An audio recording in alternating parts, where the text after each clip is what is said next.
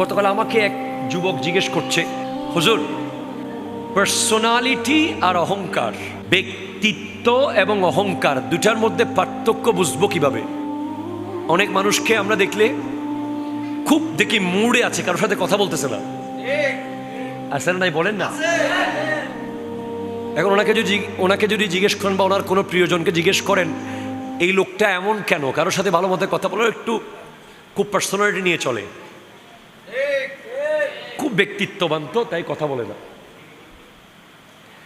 আবার আরেকজন দূর থেকে দেখলে বলে সে অহংকারী। ব্যক্তিত্ব এবং অহংকার দুইটার ফারাক আপনাকে করতে হবে। ব্যক্তিত্ব বলা হয় যে ব্যক্তি আবুল তাবুল কথা বলে না, যেখানে সেখানে হাসে না, সবার কথা শোনে আগে, এবং মানুষের কাছ থেকে, একজন ছোট বাচ্চার কাছ থেকেও পরামর্শ নেয়। সেই পরামর্শ যদি অ্যাপ্রোপ্রিয়েট হয় সেটা গ্রহণ করে, সে হলো ব্যক্তিত্ববান। ঠিক কিনা বলেন? আর অহংকারী বলা হয় আমি বলেছি যে এই রাস্তা দিয়ে যাব, পরে একজন পরামর্শ দিচ্ছেন, না ভাই যায়েন না, ওদিকে একটু অসুবিধা আছে। সে বলতেছে আমি যখন বলে দিয়েছি যাবই যাব। কথা কথা ঠিক কিনা জোরে বলেন না? আমি যখন লিখে ফেলেছি এটা বহাল থাকবে, আমি যখন ডেট দিয়েছি পাল্টানো যাবে না।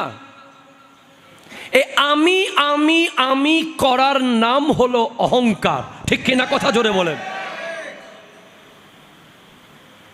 আর সবার পরামর্শ নেওয়া, ছোট বড় সবার সাথে মুস্কি হাসা, সবাইকে মোহাব্বত করা। আল্লাহু আকবার, আল্লাহু আকবার, আল্লাহু আকবার। আমি তহের শাহ সাহেব কিবলাকে দেখেছি জামিয়ার খানকা শরীফের লিফট থেকে নামার পর, এটা ল্যাংরা অর্ধাঙ্গ একজন লোক বসে থাকে, ছোট পিচ্চি সাইজের। হুজুর উপরে একজন বড় ব্যবসায়ীর সাথে যেভাবে কথা বলেছেন, যেই লেভেলে হেসেছেন, যতটুকু কথা বলেছেন, নিচের ওই ফকিরের সাথে তার চেয়ে বেশি বলেছেন। এটা আপনি দেখবেন যে দরবার মানে একটা চেয়ার তো থাকবে, অথচ যারা পাকিস্তান গিয়েছে তারা বলছে তাদেরকে অনেক, কিরে ভাই আপনাদের ছবিতে ভিডিও তো হুজুরের বড় চেয়ারটা দেখি না কেন?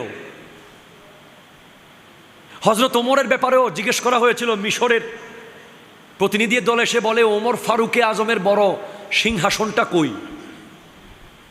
তখন অন্যান্যরা বলে আরে কি বলেন, ওনার কিসের সিংহাসন? বলে 22 লক্ষ বর্গ মাইলের শাসক, ওনার একটা চেয়ার, সিংহাসন, একটা পার্সোনাল রুম, একটা মহল, একটা বডিগার্ড থাকবে না? বলে না না না, ওই খেজুর গাছের নিচে, মাথার নিচে ইট দিয়ে যিনি ঘুমাচ্ছেন বালুর উপরে, উনি ওমর। পাকিস্তানে যারা গিয়েছেন, ভাই হুজুর কেবলার চেয়ারের একটা ছবি দেন বড়, গোটা শ্রীকুট শরীফের শাহজাদা পীর, লক্ষ লক্ষ মুরিজ্জার, কোটি কোটি মুরিজ্জার, বলে ওখানে কোনো চেয়ার নাই, সবাই বসার পর একটা বাসলে হুজুর এসে ওইটাতে বসে। আচ্ছা ভাই চেয়ার তো নাই বুঝলাম, খাদেম থাকবে না?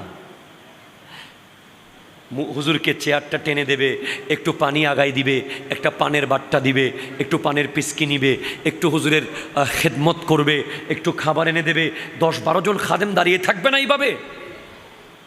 বলে না ভাই ওখানে কোনো খাদেম তো দেখি নাই। তো আপনারা এতগুলো মেহমানদারি করছে কে? বলে হুজুর কেবলা নিজে।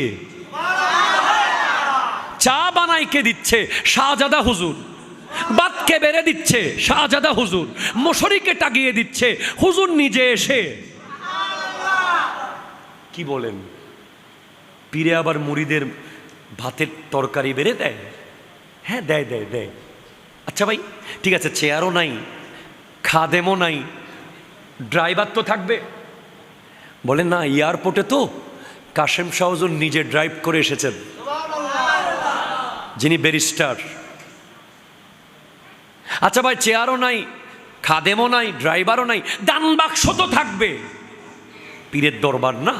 বলে ভাই এত চেষ্টা করেছি, একটা দান বাক্স পাইলাম না।